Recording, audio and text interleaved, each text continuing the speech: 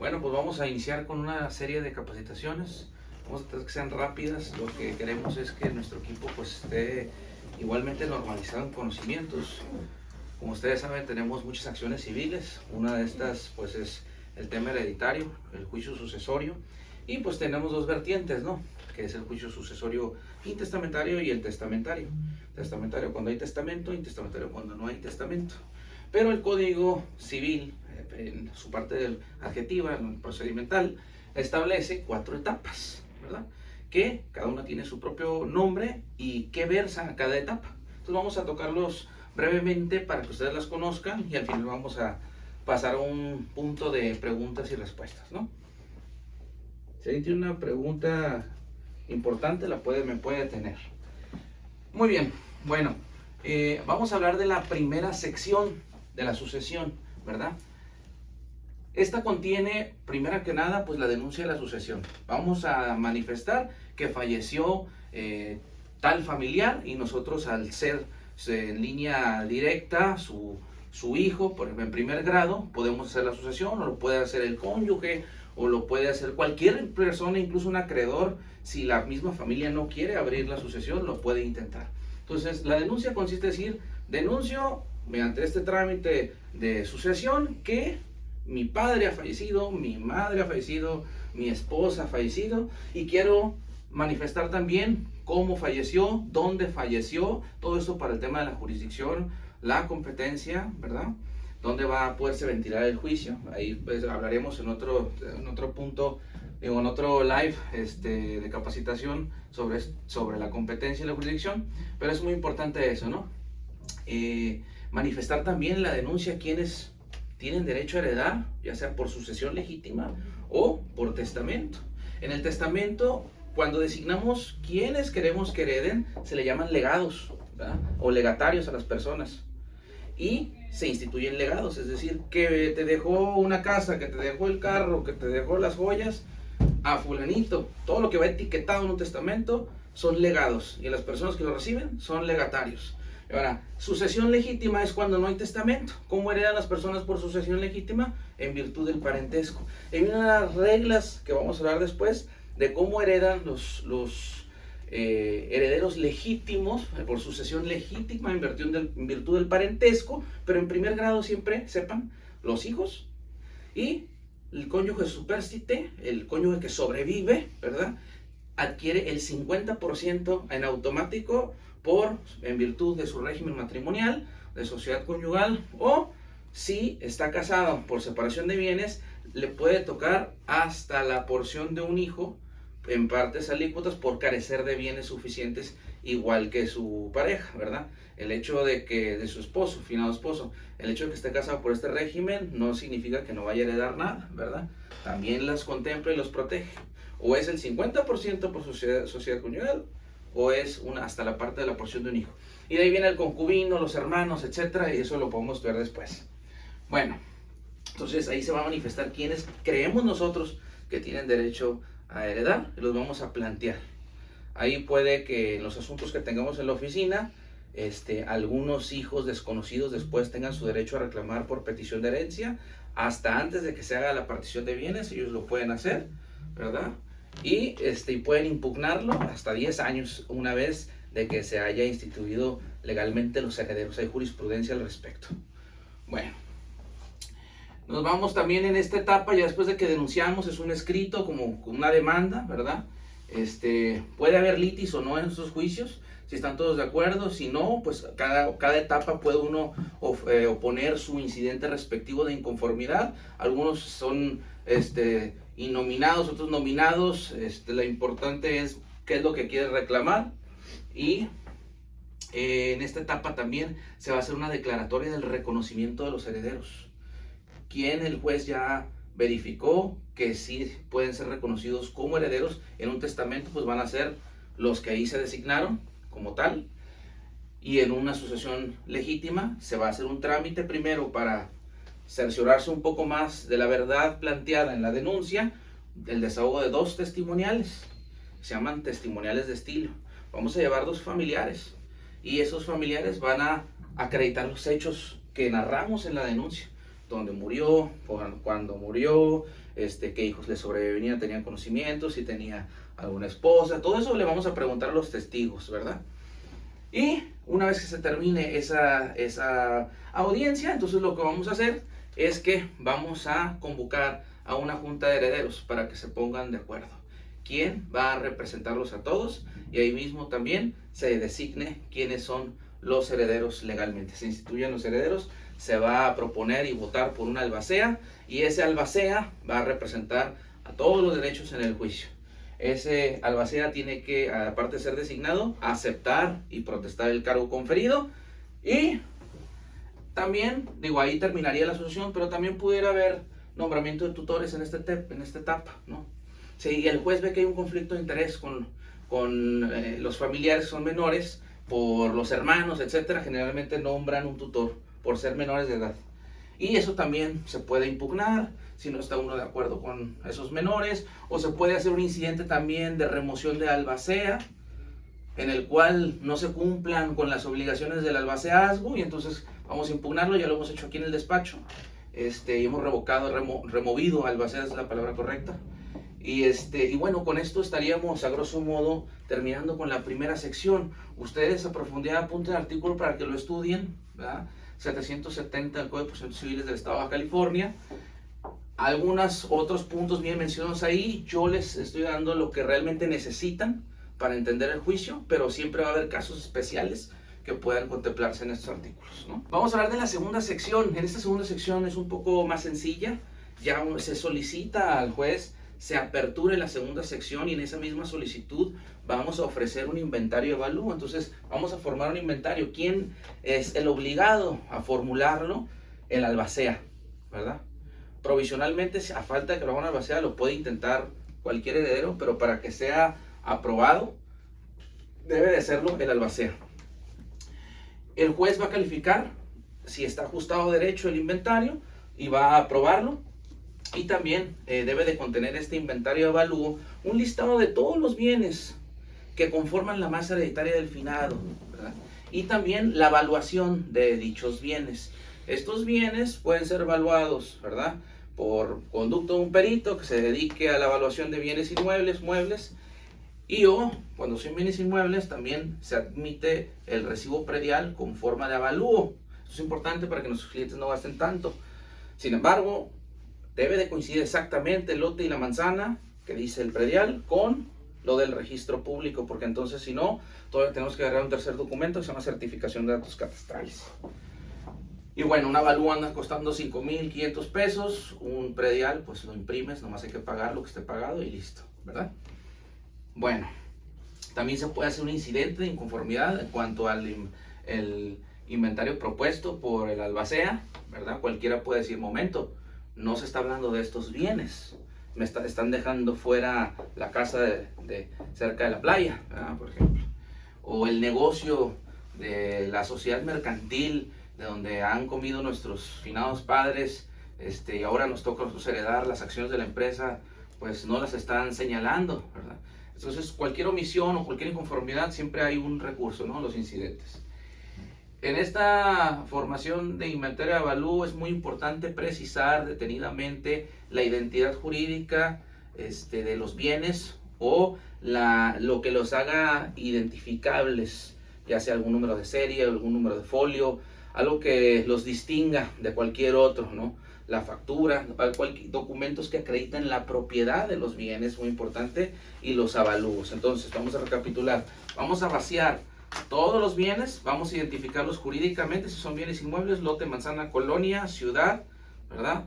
Datos de registro público, y muy importante agregar en cada uno de los bienes un título de propiedad, un certificado de inscripción para que se acredite que todavía ese título está inscrito en favor de la persona finada, y un avalúo. Esos son los 3 documentos que se considera que deban de ustedes anexar a cada uno de los bienes inventariados. Un carro, la factura, por ejemplo, ¿verdad? Ese es el documento de propiedad. La evaluación, pues hay que un evaluador, un corredor público que evalúe el vehículo. Todo eso se necesita hacer, ¿no? Y pues bueno, esta tercera sección se le llama de inventarios. segunda sección se le llama de inventarios y está contemplada en el artículo 771 del Código de Procedimientos Civiles del Estado. Para los que nos siguen TikTok de otros estados, esto es derecho general y pues lo pueden revisar análogamente en la codificación de sus estados. Pues bueno, nos vamos a ir a la tercera sección, que es la de la administración, el siguiente artículo 772. Y en esta vamos a hablar de todo lo relativo de los bienes que ya vaciamos en el inventario. Primero pues se tuvo que haber aprobado la segunda sección y ahora se solicita la apertura de la tercera sección por escrito. Se puede plantear con la solicitud de la apertura de la tercera sección también ya un escrito que contenga todo lo relativo a la administración y rendición de cuentas de la herencia. Administración y rendición de cuentas de la herencia.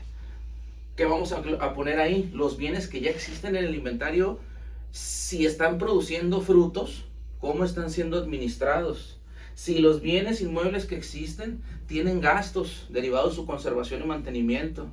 Todos los gastos y todos los ingresos o frutos que se perciban de la masa hereditaria deben de narrarse y explicarse en esta etapa.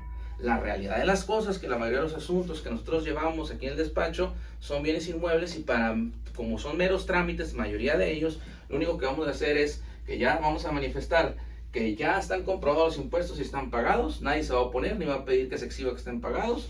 Vamos a manifestar que no hay cuentas por calificar ni describir al respecto porque no están percibiendo frutos, y también que los bienes, no hay bienes que administrar. Pero en la posibilidad del espectro de asuntos que pudieran llegar aquí o que hemos tenido, sí hay algunos bienes que son sujetos a administración. Una sociedad mercantil produce frutos en virtud de dividendos, pues, entiéndase frutos, en virtud de las acciones que tienen en un ejercicio anual. También lo es los condominios. Vamos a decir que sea una herencia pues de una familia que tenga varios bienes inmuebles y uno de ellos puede ser un complejo de condominios, 6 condominios que produce rentas.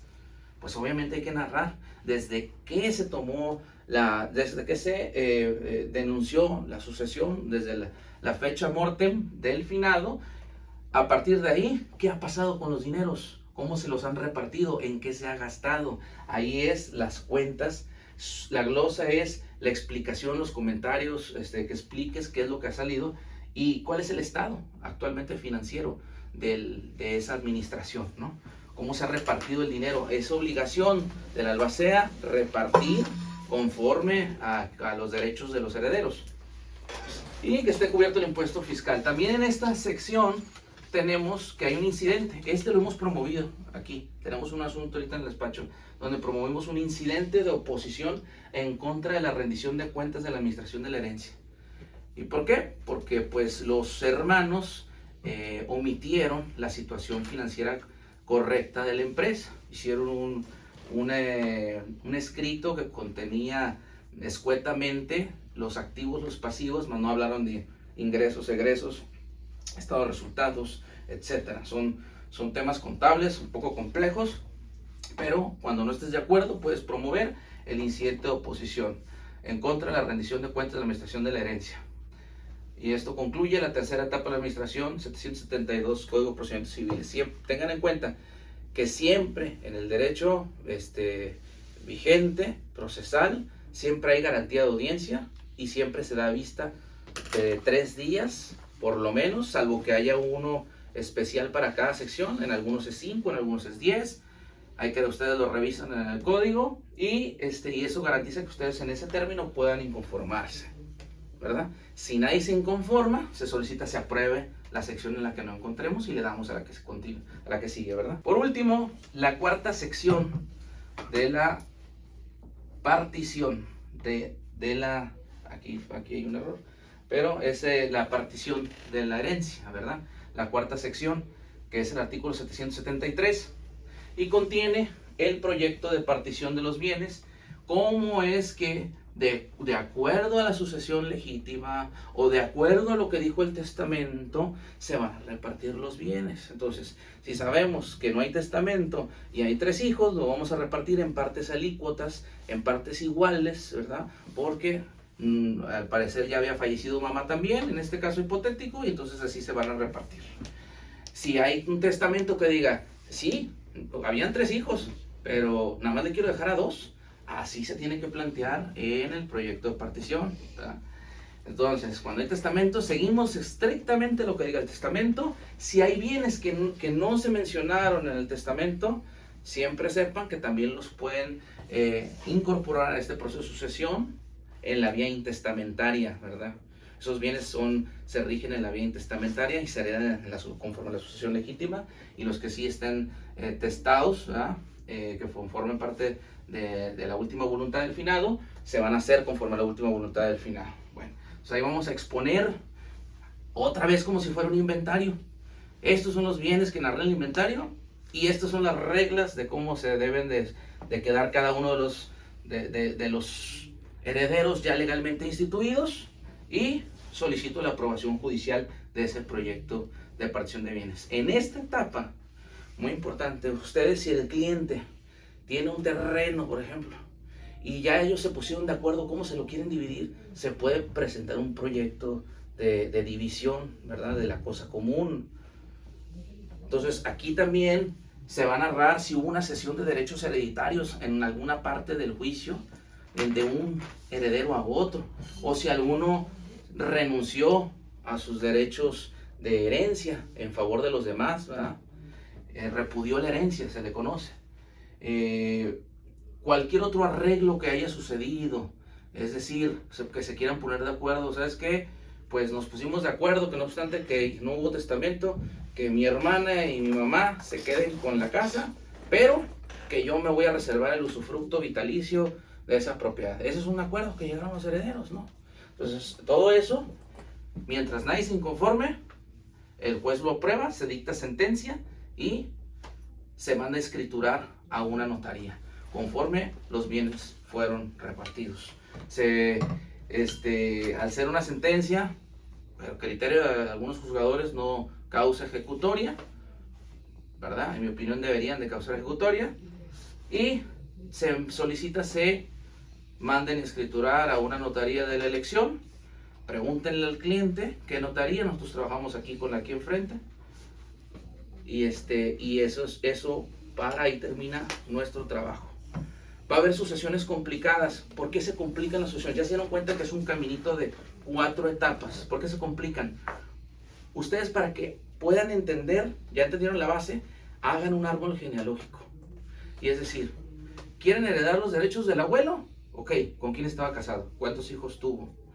Si alguno de los hijos todos viven, alguno falleció, entonces ya sabes que tienes que hacer una sucesión de un hijo para poder terminar la de este. Si falleció la abuela, pues tienes que tener el acta de defunción, tienes que tener su acta de matrimonio. Si, por ejemplo, la abuela estaba casada en sociedad conyugal, pero nada más tu cliente te preguntó que quería lo del abuelo, pues le vas a decir que si realmente quieren adquirir todos los bienes, van a tener que hacer ambas sucesiones, la de la abuela muerta y la del abuelo. Pero ¿qué tal si la abuela sí dejó testamento y el abuelo no dejó testamento? Entonces una va a ser testamentaria y otra va a ser intestamentaria, y después la vas a tener que acumular. Y luego vas a tener que hacer la de uno de los hijos muertos para que pueda personarse a la de los abuelos. O sea, eso es lo que complica las herencias. Pero es agarrarle el hilo nada más desde el inicio a cada una de esas, hacer un buen árbol genealógico para que no se vayan a confundir, ¿verdad? Y pues bueno, con esto concluimos. Bueno, seguimos con alguna pregunta que tenga aquí nuestro auditorio presente. ¿Alguna pregunta? En el caso de que uno de los hijos falleció antes de que el decuyus pues, se convirtiera en decuyus, sus hijos pasan a ser parte de la herencia cuando ésta se denuncia. Sí, por estirpe, siempre y cuando sea por sucesión legítima, ¿verdad? Testamentaria no. Testamentaria no, queda fuera de la última voluntad, porque la voluntad era heredarle a quien se mencionó en el testamento. Ah, ok. Así es. Las cuentas de banco también se giran los oficios a los bancos en la segunda etapa, en la de inventario y avalúos. Sí, y ahorita y nos no. enfocamos en solamente inmuebles. Ya. Pero cuentas de banco. Las cuentas de banco tienen un tratamiento distinto a los demás bienes y se rigen por la ley de la Comisión Nacional Bancaria, si no me equivoco. Y las reglas para heredar las cuentas son las siguientes. En primer lugar, van a heredar los beneficiarios en primer grado, ¿verdad? Que estén en el contrato de la cuenta bancaria que se aperturó. En segundo lugar, el beneficiario sustituto. A falta de beneficiarios en dicha cuenta, entonces opera ahora sí las reglas de la sucesión civil. Es decir, primero si hay testamento y después si no hay testamento. Entonces, ¿qué vamos a hacer? Le vamos a preguntar a los clientes, ¿tienen los estados de cuenta? Le vamos a decir que vayan con la designación de albacea que nosotros le hagamos. O si tienen los contratos y ya saben ellos que son los beneficiarios, nada más vayan y cobren. ¿Qué pasa si son los beneficiarios y no les quieren dar el dinero? ¿Que por qué tienen que mandar los papeles a México? Que no sé qué, porque así se la gastan algunos bancos. Tenemos que demandarlos en la vía mercantil, ¿verdad? Porque no quieren entregar el dinero. Pero si sigue las reglas de la sucesión y es adjudicarse en la vía sucesoria, en mi opinión, sí se puede ejecutar el aseguramiento de sus bienes por vía civil, si estamos en el tercero y cuarto supuesto. ¿Me hace sentido? Sí, o sea, ir al banco a reclamar el dinero, pero sabiendo que tú eres el beneficiario. Así es, y si no sabemos, para eso giramos oficios. ¿Y qué sería en la segunda etapa? En la segunda etapa. Ahí se encuadra, ok. Bueno, pues con esto... Hay una pregunta aquí, puso Moy, dice Lee, comente lo de la albacea provisional en caso de que los bienes estén en riesgo. Bueno, los bienes, cuando hay una urgencia de poder asegurar ciertos bienes que estén en riesgo, se puede solicitar una albacea provisional para el aseguramiento de dichos bienes y o para algún trámite que se tenga que hacer ante la Hacienda, cualquier otra dependencia pública, el SAT.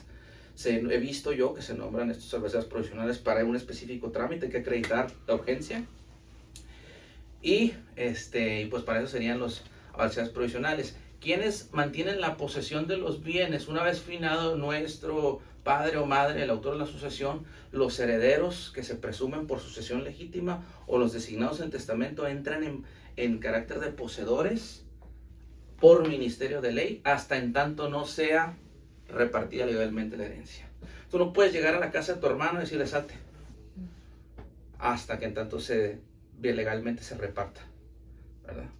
Si algún bien está en riesgo, la albacea tiene la obligación de hacer las acciones conducentes para la preservación de los bienes inmuebles de la herencia, la conservación, el mantenimiento, el cuidado, todo esto. Por ejemplo, si alguno de los hermanos está en posesión de... Bueno, no, él tenía la posesión, pero luego lo empezó a rentar y se aperturó la sucesión. Cuando llega la rendición de cuentas y ya haces el nombramiento de albacea, se le puede requerir que haga, durante todo ese tiempo que duró el juicio, que hagan una rendición de las cuentas, de las rentas que él estuvo recibiendo. Sí, sí, incluso se le puede deducir de su parte de la herencia. Okay. Pues bueno, cerramos.